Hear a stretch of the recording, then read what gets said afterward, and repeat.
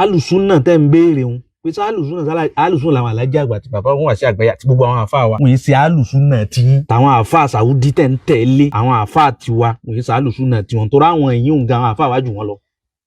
bàbá Shehu Kamaldeen àwọn ní alùsùnà àsìkò wọn owó àṣẹ àgbáyé alùsùnà àsìkò rẹ̀ ìtọ́fà ni wípé ẹ pé ẹni tó bá jiyàn rẹ̀ kalẹ̀ kọ́kàndàpọ̀ yẹn méjì kọ́mọ̀jú méjì lọ tó mọ̀ nígbà náà tó mọ̀ kí ó dùn wọn lọ tó ń tọ̀ wá ń pè wọ́n sódodo náà bàbá wọn wà gbà. mo ti ń retí káwọn ọ̀dọ́ bíbí tipẹ́tipẹ́tipẹ́ wípé kí ló tí mo fi pé bàbá àbúrẹ́ ní àbàtà ní alùsùnà. bàbá tí máa ń takò kékeré kan ó sì ní tọ́lọ̀ ń fi hàn mí lójú ràn pẹ̀lú bí àyè tí bàbá yẹn wà. رحمه الله رحمة واسعة. اللهم بارك بابا. آمين وإياكم الله جبرنا إن شاء الله. bàbá Shehu Kamaldeen àwọn ní alùsùnà àsìkò wọn ó wà sí àgbáyé alùsùnà àsìkò rẹ̀ ìtọ́fà ni wípé ẹ pé ẹni tó bá jiyàn rẹ̀ kalẹ̀ kọ́kàndàpọ̀ yẹn méjì kọ́mọ̀jú méjì lọ tó mọ̀ nígbà náà tó mọ̀ kí ó dùn wọn lọ tó ń tọ̀ wá ń pè wọ́n sódodo náà bàbá wọn wà gbà. lówó Àbújá. mo ti ń retí káwọn ọ̀dọ́ bíbí tipẹ́tipẹ́tipẹ́ wípé kí ló tí mo fi pé bàbá àbúrẹ́ ní àbàtà ní alùsùnà. nínú nǹkan tí èmi àti wọ́ta gbọ́dọ̀ gbà ó ni pé ẹnìgbà tí súnà wọlé Yorùbá yìí ní tó dàrú pọ̀ ju tó tún sí lọ. nítorí pé wọ́n sí ọ̀nà bí ó ṣe yẹ kí wọ́n pèpè òní wọ́n sì pè àwọn kankan bẹ tó jẹ́ pé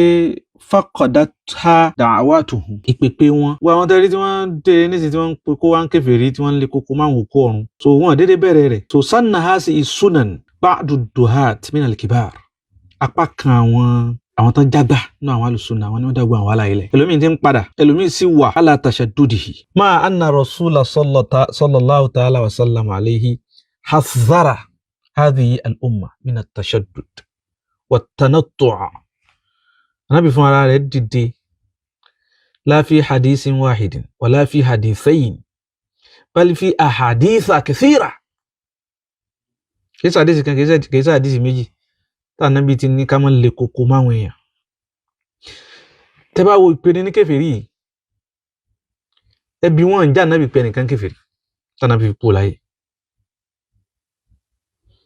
Já Ànábì pé ẹnìkankan ó láàmọ́lẹ̀ pé kèfèrí ni wọ́n.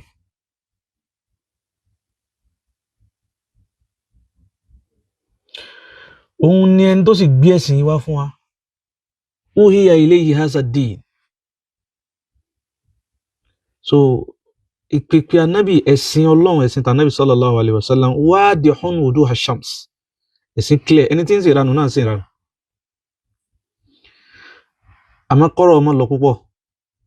Alhaji Ọlárẹ̀wájú àwọn alájà ń padà wá sí program mo ti wò pé kò nídìí kí wọ́n ṣe mọ́ torí mo ti rí pé gbogbo àwọn tí wọ́n ń wí nǹkan míì wọn à nítumọ̀ wọn à nítumọ̀ la inda Allahi wala inda an-nas. torí táwọn èèyàn mọ̀ súnà ń tẹ́ pè ní súnà fáwọn èèyàn ó ní lé kókó kẹ́ lé kókó máwọn èèyàn. Al-Qur'ani ní bismillahir rahmanir rahim ud'u ila sabili rabbika bil hikmati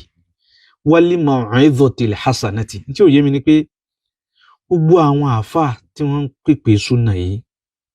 ramaw tilkal ayatil wadihat ramawha wara'a zuhurihi gbogbo àwọn àyà tó kanlẹ̀ design tó illustrate bá sì ṣe dáwà fún wa gbogbo àwọn àyà tí kìí ṣe àyà kan kìí ṣe méjì kìí ṣe mẹ́ta ramawha wọ́n jù sígbó ni asalibu da'watihi bá Ànábì sí pèpè wọ́n jù sígbó. àwọn àsálìbù tí wọ́n yìí àwọn àfáà kan ní ẹbá gbọ́ta ìgbọ́ àfáà kan sọ pé àfáà bàríbàárí sọ pé àfáà bàríbàárí sọ pé sáàfẹ́ bàríbàárí la lọ́lọ́run rán sí wa. àwọn àfáà kan táwọn mọ̀fúhùmù tiwọn fáàmù tiwọn tí wọ́n fi gbẹ́sìn yìí fáàmù tiwọn tán fi gbẹ́sìn yìí wọ́n kọ sínú tírà àwọn èyí lẹ́yìn wọ́n lè import ẹ̀ wá kí sáwọn nìkan ọmọ sí nínú ilé Lárúbáwá náà nìyẹn àwọn ṣìrìsí mọ̀ tó ń kọlẹ̀ lóòrùn bẹ́ẹ̀lẹ̀ Lárúbáwá náà táwọn náà ń dalẹ̀ Lárúbáwá wọ́n ń dà láwọn wọn ní rí dáadáa àwọn èèyàn kankan àìdá àwọn nìkan ni wọ́n mọ̀ rí hátà ọlọ́run èsì bẹ́ẹ̀ kò sínú wa rẹ̀ nítọ́lọ́run wí ni pé innal hasanati yudhhibuna sayyi'at tí dáadáa yẹn bá ti gbé wọn ju aburú ṣe dáadáa tó pọ̀ gan ó ṣàbúrú náà tó pọ̀ gan ṣùgbọ́n dáadáa ló pọ̀ ju àìdáa lọ Ọlọ́run ní innal hasanat òun Ọlọ́run àwọn dáadáa bó bá ti pọ̀ yudhhibuna sayyi'at òun fi pa gbogbo àìdáa rẹ̀ òun Ọlọ́run ò ní rí Ànábì náà wíbẹ̀ nínú àwọn làálì kàláàmì nínú àwọn àlúlù ọ̀rọ̀ rẹ̀ ó ní fa'atibi ilé hasanata fa'atibi sayyi'ata alhasana fi tẹ̀lé àìdáa rẹ̀ dáadáa tamhuha Ànábì ní yóò parẹ́ أين أنتم من هذه الأحاديث وتلك الآيات الواضحات البينات الناصعات أين أنتم من هذه الآيات أين أنتم من تلك الحكم التي دعا بها علماء هذه الأمة السالفون gbogbo àwọn àfáà àtijọ́ ń bọ̀ láwọn ilẹ̀ Yorùbá kan tẹ bàjẹ́ pọ̀ ju tẹ tún ṣe lọ wallahi lazim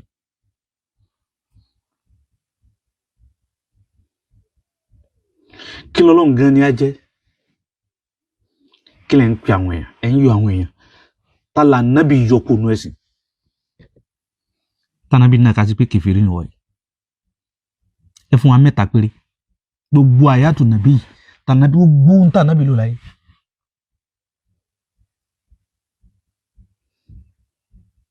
tàlàbù kábàkárì pé ń kèfèrí tani Umaru pé ń kèfèrí tani Osmanu pé ń kèfèrí ẹ kó wọn jáde kẹwàá wo ohun tí wọ́n ń ṣe àti tẹ́ ń pè àwọn báyìí ń kèfèrí sí táwọn pè ń kèfèrí àfájà bàtà ní sí òun nìkan ni mùsùlùmí gbogbo lọ ní àtàwọn jàmá rẹ̀ wọ́n pè ń kèfèrí hárí wọ́n ní bàbá àti ìyá wọn kèfèrí ni ibi wọ́n sì dá lórí bàbá àti ìyá wọn tán sọ lọ́pọ̀ wọn wá sáyé kí n táwọn àgbàlagbà àwọn ẹni Ọlọ́run táwọn ṣiṣẹ́ tiwọn ẹ fi kankan kanra yín kafartum ẹ pa àwọn náà ń kèfèrí ẹ já wa padà wábi tó gbé wa yẹn gan ó ní àwọn àfáà wa bàbá wa Sheikh Suleiman Amobiyaya hafizallahu wa ra'ah ó ti máa ń wí ọ̀rọ̀ òun náà gbogbo ìgbà èèyàn sì fẹ́ èèyàn sì kọ̀ àtẹ̀gàn àti hùn nínú àwọn tó yẹ pé Ọlọ́run fún ní ìmọ̀ yìí nílẹ̀ Yorùbá òní wọ́n wà nínú àwọn tó yẹ pé Ọlọ́run fún ara rẹ̀ afada alayhi ni'amahu al-ilmiyya ní àmú Ọlọ́run ti mọ ní o Ọlọ́run ò fún wọn tásọ́rẹ́ ọ afada rẹ̀ alayhi kìí ṣe ilmu fahasu bal fiqhi fi din náà àwọn tọ́lọ́run fún náà àwọn alùsùnà gan láfa Amobiyaya wa fọ́ìsì kẹ ẹwọ́ kí ló ti fọ́ìsì mi ẹwọ́ kí ló ti fọ́ìsì mi ẹnìkan kọ fọ́ìsì ẹjọ́ ẹ̀dá mi lọ́hùn tó fọ́ nǹkan kan ti fọ́ìsì mi ò tí ì rí kọ́mẹ́ǹtì ni o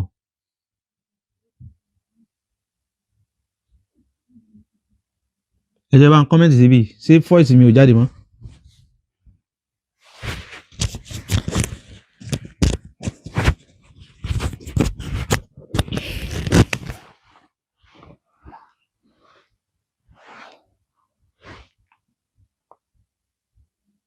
so nínú àwọn ọ̀dà pé mo ti rí Lukman Káyọ̀dé ìyàtọ̀ yìí sí yá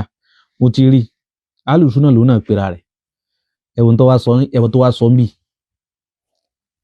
ó sì ń distract ọ̀rọ̀ tí mo sọ so n tán pè ń súnà nù lójúkorojú ẹ̀yìn èèyàn náà nísìn ẹ̀wọ̀n tí ń sọ mo ti rí kọ́mẹ́ntì ẹ̀ngbà tí mo post náà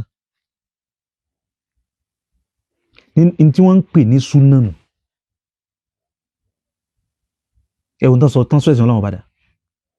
ẹ̀tàn irọ́ pípa ètekéte àbòsí ìtàn pè ní súnánù èébú èpè ìtàn pè ní súnánù yẹn mo ti rí bọ̀bọ̀ yẹn náà lẹ́ẹ̀kan bí wọ́n ṣe rí báwọn àfáà tí wọ́n ń tẹ̀lé náà ṣe rí wàláhì bàbá wa àfáà Suleiman Amubiyaya ẹ ṣeun gbogbo ẹ̀yin tẹ́ ń comment. Bàbá wa àfáà Suleiman Amubiyaya yìí wọ́n ti wá máa ń sọ pé bàbá wọn àti àgbáyé alùsùnà ni wọ́n lọ́dọ̀ táwọn. Ìdájọ́ táwọn nù. Wọ́n sì wí jáde kí ni tiyín tẹ́ ń wá ń rẹ́bù wọn tẹ́ àwọn ni wọ́n mọ ń táwọn rí tí wọ́n fi wí bẹ́ẹ̀. Àwọn ni wọ́n mọ ń táwọn rí. So àwọn tí wọ́n jẹ́jọ́ tí wọ́n wí níwájú Ọlọ́run kí ni tiyín tẹ́ àlìzámà wọn píra àyíkùn àwọn ò ṣe ìlìzámù yín pẹ̀lú táwọn rí wọ́n sọ tiwọn ni. Ó yẹ kíjọba Nàìjíríà àtàwọn tó bá ní kán dákun kún fún wa ní àwọn kí náà ń pè àwọn òfin kan nínú ìwé òfin ìjọba Nàìjíríà pàápàá jùlọ fáwọn alákatakítí ẹ̀sìn yìí. Bàbá wọn àti àgbáyé àwọn alájí àgbà tí ìbá ipá àwọn ẹni wọn nítumọ̀ wá nítumọ̀ kan nìyẹn wọ́n bá wọn fà á láì pé wọn gbọ́ súnà Ọlọ́run àtànábì gan yé ẹ̀ṣẹ̀ kí n lò lálàjì àgbà ṣẹ̀ kí n lọ sí láyé à ń kó àwọn kékeré kan náà mẹ́ta àwọn náà jáde wọ́n ṣe alùsùnà kíní kan sọ bá wọn láyé tó bá wọn tó gbọ́n só díwájú wọn ní wọ́n pé lọ ń gbọ́ látòrí oníwúrìdí ńlọrin àfáàbù gàfárì oníwúrìdí ìtọ́dà bíbà tí wọ́n wú jáde láti inú ẹbu àdí jáde ń sàdí yóò máa so ohun bí ìgbà tí rédíò kó kílẹ̀ ti jẹ wọ́n dìde ta ó ti fò jáde bí àtàrà jẹ́ àgbẹ̀ sí bàbá tó bí wọ lọ́mọ bàbá àti ẹ gẹ́gẹ́ ò sí gbé jáde gbé bàbá rẹ̀ jáde kò sọ dájú ẹ̀sìn lórí ẹ̀ oníwúrìdí gbé bàbá rẹ̀ jáde bàbá tó bí ọ bí wọn jáde kò sọ dájú ẹ̀sìn fáwọn èèyàn lórí ẹ̀. Alájà àgbà ni wọ́n ṣe alùsùnà lọ́dọ̀ tiẹ̀ ṣé wọ́n lálùsùnà súnà kí ló ń ṣe bí bàbá rẹ̀ bàbá tó bí ọ jáde bàbá dáadáa wọn lọ́dọ̀ tiwa ṣùgbọ́n bàbá rẹ̀ wọn wá gbé wọn jáde ṣé ní tí bàbá rẹ̀ ṣe alájà àgbà ṣe.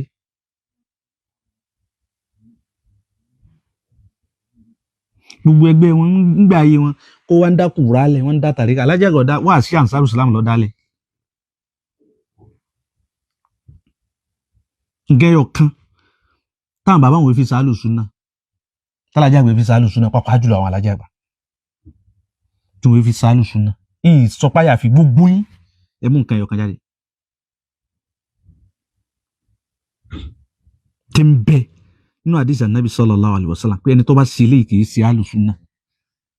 ẹ mú ẹyọ kan ìbéèrè méjì ẹyọ kan péré ẹ mú jáde tí ń bẹ nínú àdìsí tó fẹsẹ̀ rinlẹ̀ ọ̀dọ̀ Ànábì báyìí nǹkan ẹyọ kan tálájà àgbà ṣe tó fi yọ wọn jáde kó nu alùsùnà sọ jáde wọn jáde ẹ nítumọ̀ kọ́ ẹ kéèyàn dá yín lóhùn bó ti ń kẹ́yọ kan torí ẹ kàn ń dá àwọn èèyàn láàmú kí lẹ ṣe gbogbo ń tẹ́yìn ṣe tá nábì àsára àwọn èèyàn tó làgbọ́dọ̀ máa ṣe nábì ní al-mu'minu mu'mini laysa bil-la'ani kò gbọ́dọ̀ máa jẹ́lé pé wàlá kíní kan jùlọ bá dé sí yẹn sí wá mùsùlùmí gbọ́dọ̀ jẹ́lé pé mùsùlùmí gbọ́dọ̀ jẹ́lé ibú kò gbọ́dọ̀ já láàrífín gbogbo yín látòkè dé lẹ́yìn sáyà fi ta ni èsì elépè nu yín mú elépè ta ni èsì aláàrífín nu yín ta nẹ́bí sì sọ àdìsí tó fẹsẹ̀ nílẹ̀ ni.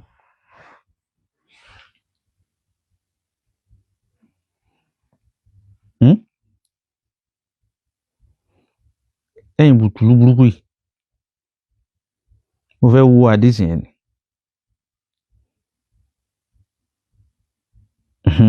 mo fẹ́ sí ká ni Ànábì ní al-mu'min ẹni tó bá jẹ́ mùmíní laysa bit-ta'ani kò ní máa ní tọ́ánù sáwọn èèyàn kó máa fẹnu gún wọn kó máa kẹfín sí wọn kó máa kẹfín sí ìjẹ́ mùmíní wọn wàlá la'ani mùsùlùmí ò sì ní jẹ́ lépè wàlá lè fáhíṣì mùsùlùmí ò ní jẹ́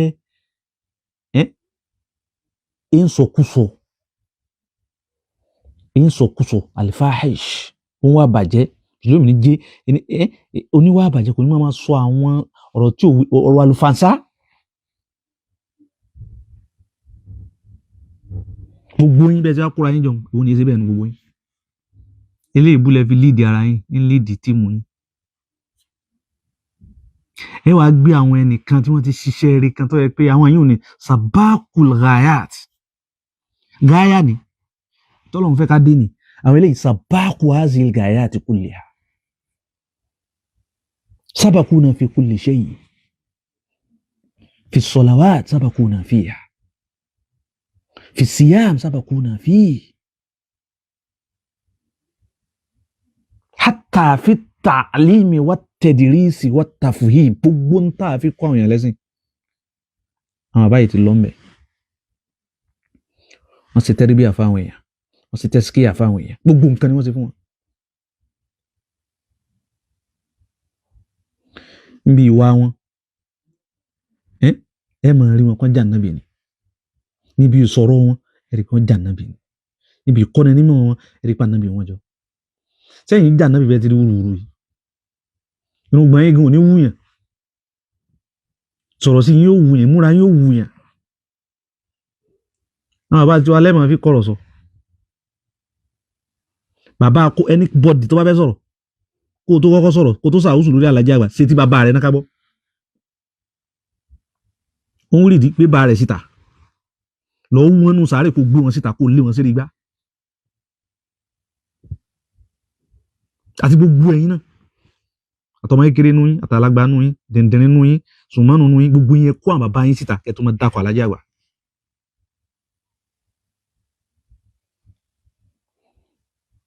nǹkan yóò kán tí wọ́n wá sí tá ànábì ní kéèyàn máa ṣe láyé tí èèyàn bá ṣe yọ wọ̀ náà gbogbo nǹkan lẹ́ẹ̀lẹ́ kúkú mọ́ ẹ̀ ní fojú kejì wò. kí ẹ̀ máa wọ́sọ̀ alhamdulillah Àlàjí Àgbà ṣòkòtò wọn bí kókósẹ̀ wọn ló dé. ẹni kọ́dà ká wá gbà pé wọ́n wọ́n lẹ̀ ní ọba sì wá wọ́n lẹ̀ sọ́sọ́ yẹn di ọmọ náà bí ń bí díà ni. Ànábì ti jòkó láàrin àwọn sàhábà rẹ̀. Ànábì ni man jarra thawbahu ala al-ardi khuyala'a. Ànábì ń ka àwọn tí oníwàbá dàlẹ̀ kìyàmà àwọn ọlọ́run la yanzurillahu yawmal qiyamati wọ́n bá dàlẹ̀ kìyàmà ọlọ́run ò ní síjú àánú rẹ̀ wà àwọn kan àwọn òwú. nínú àwọn tá ànábì kà òun làwọn jarra thawbahu ẹni tí ń jẹ jaryanu thawbi aṣọ rẹ̀ ń gbá ilẹ̀ ó kọjá kókósẹ̀ Ànábì wá dé khuyala'a tí ní mọ́tò tí fi ń ṣègbéraga. encourage kí èèyàn máa kí sòkòtò èèyàn kọjá kókósẹ̀ encourage rẹ̀ ṣùgbọ́n kò débi tẹ́ ń gbé e dé. Abubakar wá dìde Abubakar wá ní èmi náà ń kọ́ wala ana ya Rasulallah àdìsí tó fẹsẹ̀ ẹni mẹ́sàn-án Bukhari mẹ́sàn-án Muslim èmi ń kọ́ torí pé Abubakar inna ahada shiqqai izari ìkànnú àwọn ẹsẹ̀ ṣòkòtò tèmi yastarikhi àmọ́ wálẹ̀ o akọjá kókósẹ̀ wálẹ̀ o kí lànà bí Ànábì ní innaka lam taf'al dhalika khuyala'a wò sí tiẹ̀ níbi ti gbéraga ẹ wá túbọ̀ ládìsí ń rí.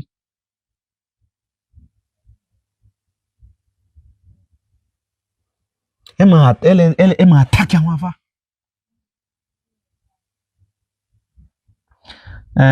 ọ̀nà Ọlápọ̀ Wàlíù ó ní mo rí kọ́mẹ̀ntì wèrè rẹ̀ kan nísìnyí ó ní àfà you are treating of issues with emotion not with knowledge. àwọn àfà rẹ̀ lọ́lọ́ ní kí wọ́n kó ọ̀rọ̀ wá kí wọ́n bọ́ta wá ó tẹ̀yìn nísìnyí ẹ fẹ́ yọ wọn kù nu súnà ni ẹ fẹ́ yọ Àlàjí Àgbà kù mẹ́ àti gbogbo àwọn tó tẹ̀lé wọn tó yìn sọ àfà mi o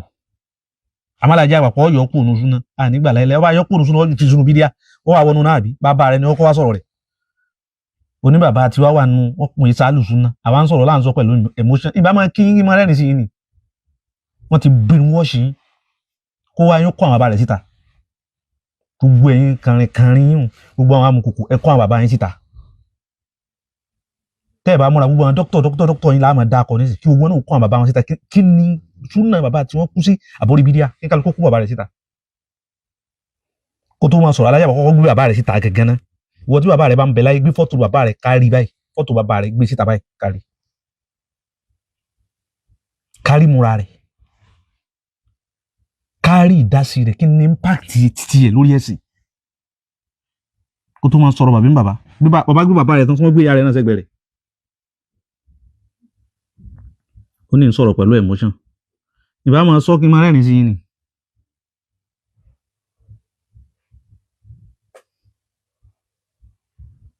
ó ní you that your sheikh is Ali Juma. Yes, àfáà mi lálẹ́ Juma, àfáà mi ni òun náà mo tún confirm fún ọ yìí, àfáà mi lálẹ́ Juma tó ń gbọ́, àfáà mi ni Sheikh Muhammad Ruslan, àfáà mi ni Sheikh al-marhum bi idhnillahi ta'ala Sheikh Abi Ishaq al-Huwaini, gbogbo ọ̀dọ̀ àwọn kànrìnkànrìn àfáà mi ni Sheikh Salahuddin Abdul Mawjud. Lọ bèrè gbogbo àwọn àfáà Al-Sunnah ní Cairo, àwọn àfáà mi tí mo kéwú lọ́dọ̀ wọn. Àmì mi ka ọpọlọ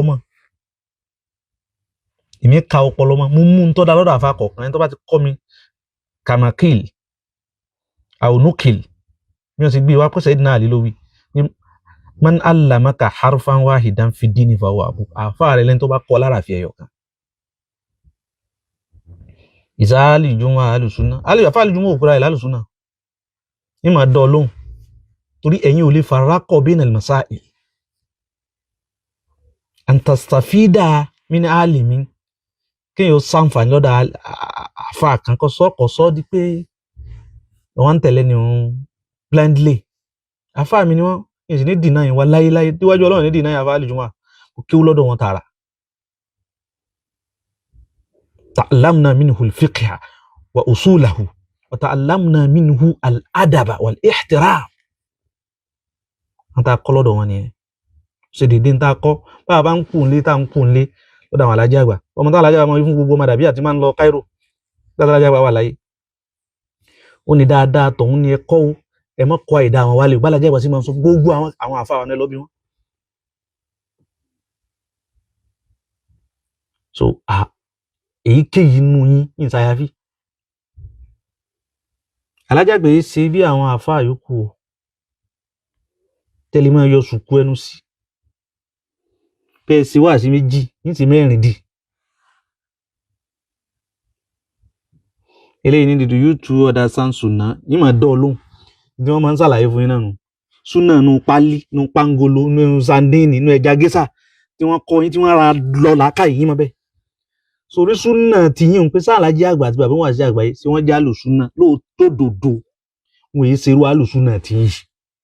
súnà tànábì làwọn alájì àgbà àti bàbá wọn àti àgbà àtàwọn ọrú wọn náà wọn àfa wa. Àlùsúnà tẹ́ ń béèrè wọn pé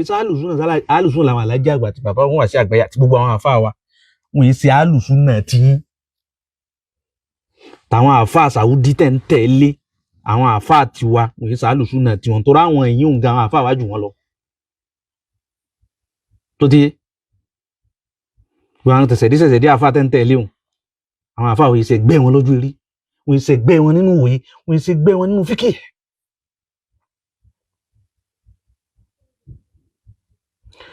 So wá rí súnà táwọn bàbá wa ń ṣe súnà tànábì gbé wá táwọn sálàfù náà salihun tí wọ́n pèpè sí òun ni súnà táwọn bàbá wa ń ṣe.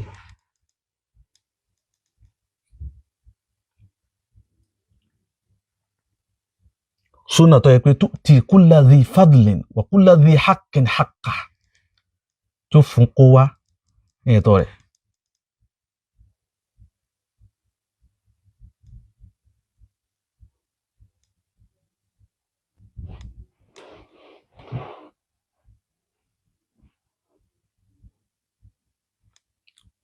So mo tẹ àfáà Suleiman mo kọ́pì rẹ̀ níjẹ́ ni mo kàn pèsè lọ́dọ̀ ẹni tó kọ́ síbẹ̀ ni màá ní kan ṣe correction ẹ̀ tó máa ṣe tán. So àìníkànṣe ní ń dààmú yín àìníkànṣe ò ní ń dààmú yín gbé bàbá rẹ ọ̀nà Ọlápọ̀ Wàlíù gbé bàbá rẹ síta kó wá sì dájú ẹ̀sìn lórí ẹ̀ náà bàbá rẹ tó bí ọ gbé síta kó wá sì dájú ẹ̀sìn lórí ẹ̀ gbé bàbá àfáà rẹ tó gbà fún èwo lọ gbà fún nu wọn ṣé Dr. Sharafu ni gbé bàbá rẹ síta ṣé ṣe kọ́nà ọdún ni gbé bàbá rẹ síta ṣé àfáà Gani Juma ni gbé bàbá rẹ síta wá sì dájú ẹ̀sìn lé lórí náà sáwọn èèyàn ò mọ súnà sáwọn ṣe wọ́n ṣe lè ka Kùránì ṣé wọ́n lè ka Kùránì bèlè wọ́n gbọ́ yé bèlè wọ́n mọ̀ tí ń jẹ́ súnà sáwọn yóò gbọ́ súnà wọ́n sì gbọ́ kọ́ súnà rí ṣé súnà yìí tẹ̀ ń ṣe o súnà tí ọ̀la àánú súnà ilé koko súnà orí bú súnà rẹ̀ dédé tẹ́lẹ̀ ń ṣe súnà tí ní o èdè súnà nábì wà dáadáa àlẹ́álùkù ha gbogbo ń tẹ́yìn pé ń súnà tara yín ni tàwọn àfáà yín súnà tó yẹ pé al-islamu bari'un minha kò kan islam kò lọ pẹ̀lú islam ẹ wo dáwà tẹ́ ń ṣe dáwà nábì nìyẹn nígbà nábì ẹ imagine ẹ takhayal kọ́ ipò wọn àbáyọ̀ ti síwájú ẹ̀yin lẹ́ pìlẹ̀ ẹ̀sìn aláwo mélòó ni ó gbà wá sí lọ́wọ́ yín pẹ̀lú wá sí tẹ̀sí kìrìsìtẹ́nì mélòó ni ó gbà wá sí lọ́wọ́ yín pẹ̀lú wá sí tẹ̀sí ṣé wá sí ní tẹ̀sí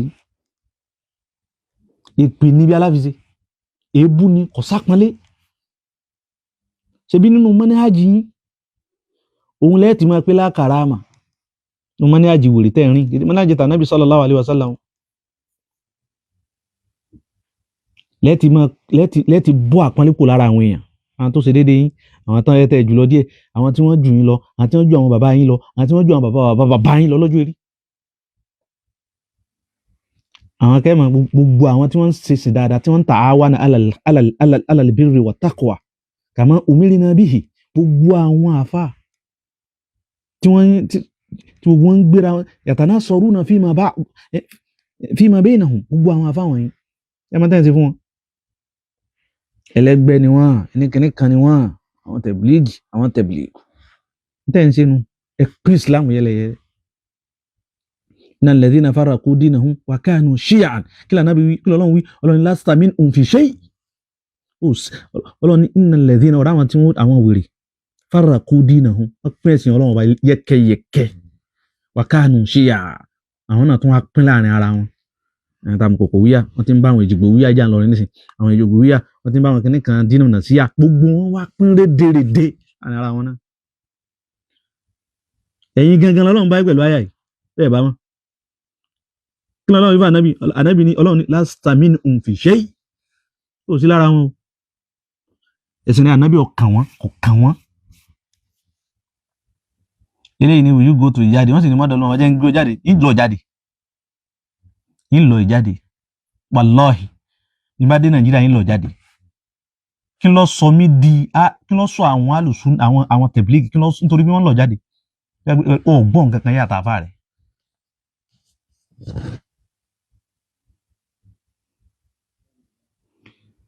kí ló sọ wọn di pé yẹn jáde mọ fátú àwọn àfà tẹ́lẹ̀ ń tẹ̀lé gan olódòsí wàtàwọn àfáàyìn tẹ́ẹ̀kan àwọn aláìmọ̀ kan Nàìjíríà tẹ́ẹ̀kan tẹ́ ń dá wọn láàmú tẹ́ ń sì wọ́n síbòsíbò tẹ́ ń sì wọ́n lójú ọ̀nà jíjáde èyí tó bá tó bá nú àwọn àfáà rẹ̀ tó bá tó bẹ́ẹ̀ kó wá ní jíjáde bídíà ni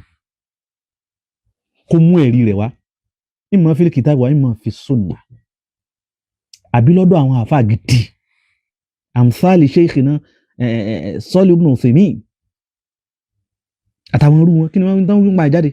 ta ló ní ọ̀dá àwọn tẹ̀blígì táwọn ọmọ dákẹ́ fún yín ni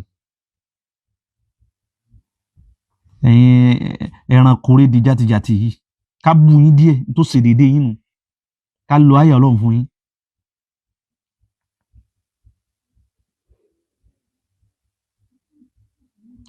bàbá alájà wà lẹ́ẹ̀mọ̀ fi ta yín ẹ̀rọ rò bá dákẹ́ iṣẹ́ kí ni gbogbo àwọn àfáà wọ̀nyí iṣẹ́ kí ni wọ́n ṣe gbogbo àwọn àfáà rọ́tẹ̀ jẹ́ tí owó tán sí àwọn alájẹ́ àgbà gbogbo táwọn ní wọ́n fi gbogbo tí wọ́n ní tí wọ́n ṣiṣẹ́ wọ́n gbó lọ́wọ́ ẹnìkan ìjọba kankan fún wọn lówó gbogbo owó tí wọ́n wá ní pátápátá gbogbo tí wọ́n ní wọ́n invest yẹ sórí Islam ni àti inú Islam ni àwọn alájẹ́ àgbà kápá kí wọ́n ra gbogbo tí ń jẹ́ Ìlọrin jọ́nà wọ́n rà ń dálé ìwílẹ̀ dálé kéwúlẹ̀ gbogbo olèwé tí wọ́n wá ń dálé kìí sàpò wọn nílọ gbogbo tí wọ́n rí mẹ́ kìí sàpò wọn nílọ àpò ìjọba nílọ wọ́n darí kalẹ̀ ọmọ yẹn secondary school tí wọ́n ní tó jẹ́ níjọ́ tí Islam nídìí ẹni tí ó dá iléèwé mùsùlùmí lẹ̀ tí wọ́n tó ń fi iléèwé kó àwọn mùsùlùmí tó fi ń sọ wọ́n di kìrìsìtẹ́nì wọ́n wá gbé dúró ńlọrin o bóyá ẹyọ kan àbí mélòó wọ́n ní ńlọrin wọ́n wá gbé lọ Òmùaran tó ní pa àwọn kìrìsìtẹ́nì pọ̀ sí mẹ́ wọ́n wá lọ dá iléèwé lẹ̀ ń bẹ́ ó gbé lọ Ibùdó Ọba wọ́n ń gbé káàkiri Òkèyá Gbàjà wọ́n ń gbé káàkiri gbogbo àwọn ìlú dáadáa àwọn ìlú tó mọ̀ pé àti kèfèrí àti kìrìsìtẹ́nì àti kìnní lọ́pọ̀ mẹ́ kán lè fi gba àwọn ọmọ mùsùlùmí là wọ́n ń kọ́ wọn lẹ́sìn Ọlọ́run gbogbo àwọn mùsùlùmí wá di àwọn ọmọ kèfèrí wá di mùsùlùmí lọ́fẹ́ lè ní wọ́n dá gbogbo ẹlẹ́ ìwọ ní gbogbo àwọn àfáà rẹ̀ tí wọ́n dá lè wí lẹ̀ lọ́mọ tálíkà lè lọ́bẹ̀ lónìí despite pé gbogbo owó tí wọ́n fi kọ́ sọ àkànnà àwọn àfáà rẹ̀ tó kọ́lé kí àbí tó kọ́lé ìwé tó yẹ kó wàrà rẹ̀ ló fi kọ́ kèso Saudi mẹ́ńṣẹ́ ẹnìkan ní gbogbo wọn owó ọ̀fẹ́ náà fi kọ́ ilé ìwé wọ́n tún gbówó lé ṣé súnà lẹ́ ń ṣe ẹ̀ẹ́dún rí inú ilé ẹ̀ẹ́dún rí ń ta bó bá já àwọn àfáà yín lọ́sọ̀rọ̀ ẹ mọ̀ fọwọ́ra wọn lérí mo tó bá já àwọn àfáà mi ní ẹ kó wọn bọ́ta bí ọmọ ọjọ́ mẹ́jọ ainal adl ainal insof ń bọ̀lẹ̀ gbin súnà sí jọ náà sírú súnà tànábì nìyẹn súnà tí ò ní déédéé lọ́wọ́ ẹnu yìí náà lẹ́mọ̀ fi ibi ẹnu àjàkàrà ká lè ṣe déédéé ní irọ́ wọn pa ìdí ń parí ẹ̀ sí wa lélẹ̀ àwọn alájẹ́ àgbà bàbá wọn àṣẹ àgbà yìí àtàwọn ọrú wọn sálù súnà ni wọn alù súnà tànábì ni wọn súnà tànábì wọn sì kìí ṣe súnà tẹ̀yìn gbé àtàwọn àfáàyín ó ti yé kìí ṣe súnà tẹ̀yìn gbé súnà wèrè tẹ̀yìn ṣe yìí ẹlòmí ni má pè súnà wèrè má yín pìtún pè súnà wèrè súnà àwọn wèrè lẹ́ ń ṣe torí pọ̀pọ̀lọpọ̀ yín wèrè ní.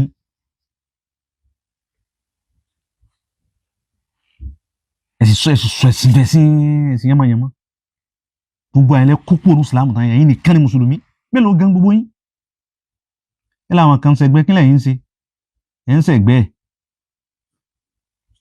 ẹgbẹ́ lẹ́yìn ń ṣe Ikhwanul Muslimin nbídíà ni wọ́n tàdọ́múnù nbídíà ni wọ́n tààwùnù nbídíà ni wọ́n ẹni tí ó bá ti ṣe ní táwọn afá ti ń là kalẹ̀ kí sáwọn afá lóṣù náà gidi àwọn sálàfù náà sọ́ọ̀lì òun náà là ń sọ kí sáwọn sálàfù náà sọ́ọ̀lì òun náà kí sáwọn yìí àwọn tàwọn afá yín tẹ̀ ń tẹ̀lé tí wọ́n ń sẹ́ndì owó sí yín tí wọ́n yára gíráàmù tẹ́ mọ̀ tẹ̀lé fún yín fọ́mátì tẹ́ mọ̀ tẹ̀lé kí sáwọn yìí yóò ní láti nígbà míì bí ẹ̀ ti mọ̀ sílẹ̀ kí ẹ̀ náà ṣe fún yín.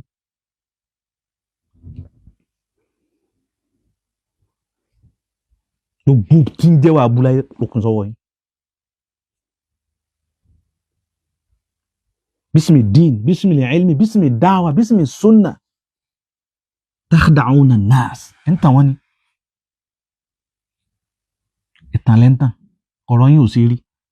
bẹ́ẹ̀nu yín ṣe rí bíwọ̀ ẹnu yín ṣe rí ọ̀rọ̀ ẹnu yín bó ṣe rí òun tó ṣe burẹ́wà pẹ̀lú pèpè òun bẹ́ẹ̀ náà nìwánu yín rí. taquluna ma la taf'alun.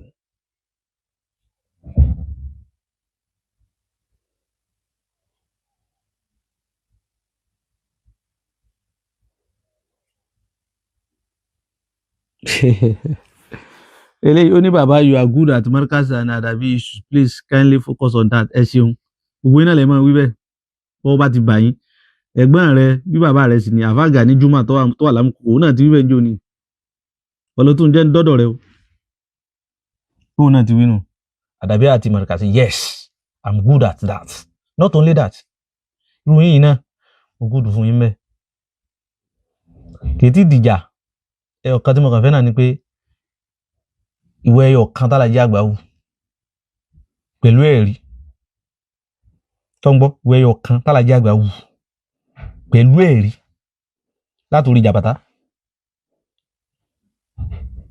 látòrí jàbàtà àtòun rìdí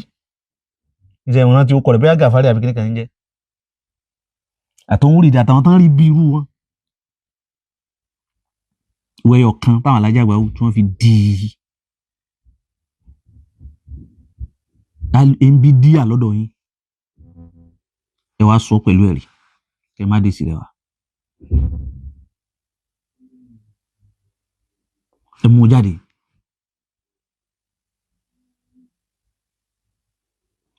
ẹ mú jáde nuqari'u al-hujja bil-hujja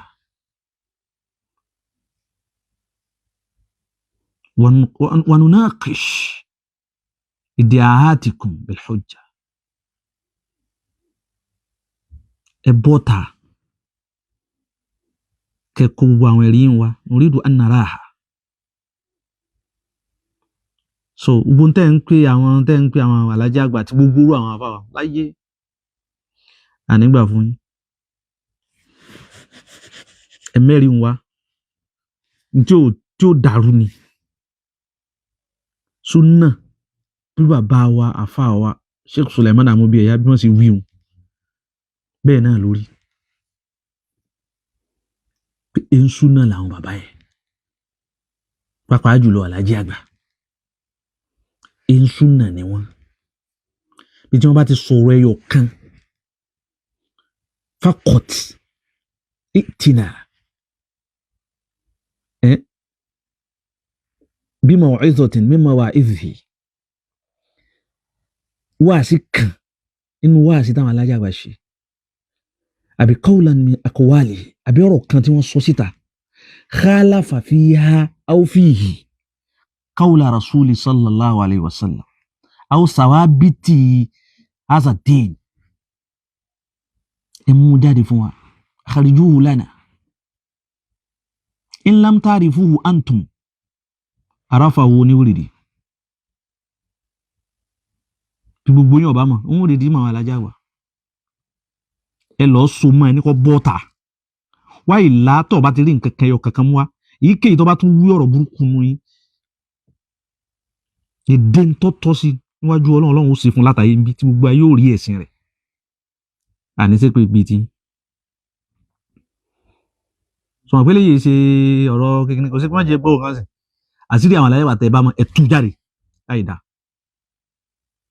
bí táwọn alágbára tán ti khalafa tán ti sálàfà aslan min usuli hadha ad-din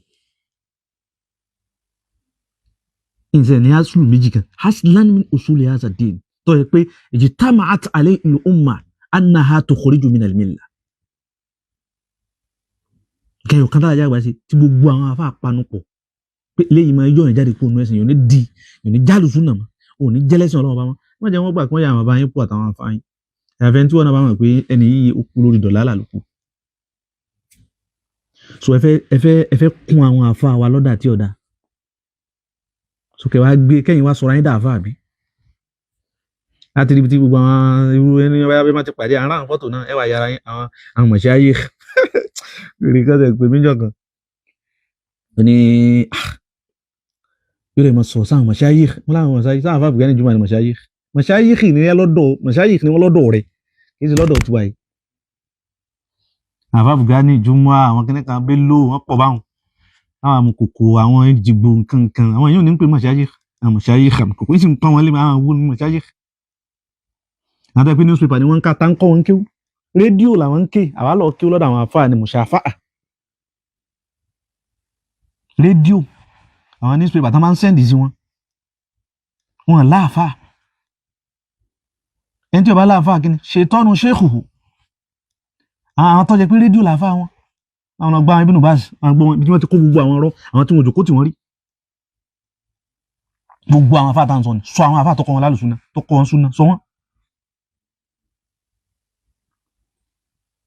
èyíkéyìí nínú wọn gbogbo àwọn àfáà rẹ wọn kí wọ́n mú tọ́pìkì inú tọ́pìkì àlùsúnà tọ́pìkì tá a fi di àlùsúnà kájọ náà kọ́ṣà rẹ̀ kí ló mí.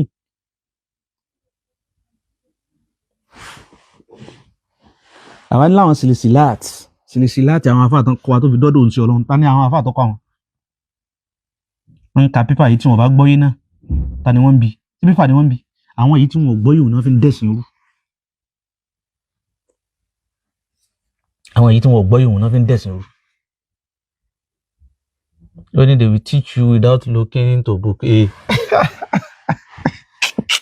Wallahi ẹnu wọn gbá kò sẹ́ni ẹni kankan tó gbà nu gbogbo wọn kọ́sà máa ń bì láà kì í ṣe fáàrí.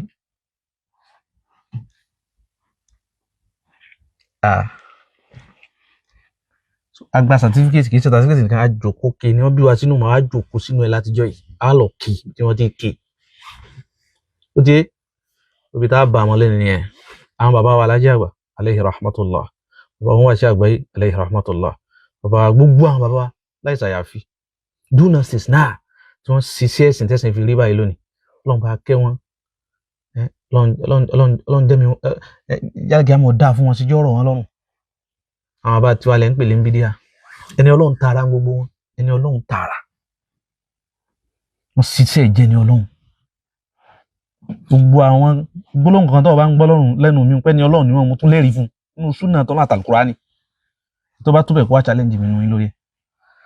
Assalamu alaikum wa rahmatullahi wa barakatuh.